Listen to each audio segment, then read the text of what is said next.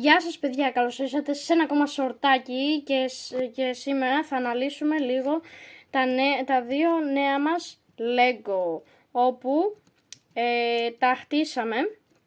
Έκανα ένα βιντεάκι παιδιά, να πάτε να το τσεκάρετε, έκανα ένα βιντεάκι που τα έφτιαξα στο κανάλι Lebo ένα Lego. Ορίστε, τώρα να δούμε τον Πίτσαμαν.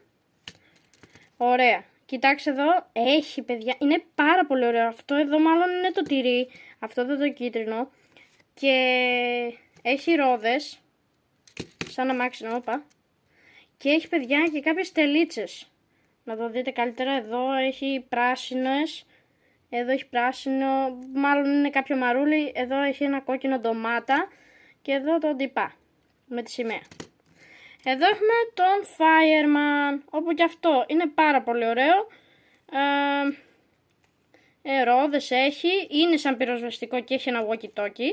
Ο τύπος, μια σκάλα πίσω και εδώ πέρα το σήμα της πυροσβεστικής. Παιδιά, αυτό ήταν το σορτάκι, αν σας άρεσε πατήστε like, subscribe. Γεια σας!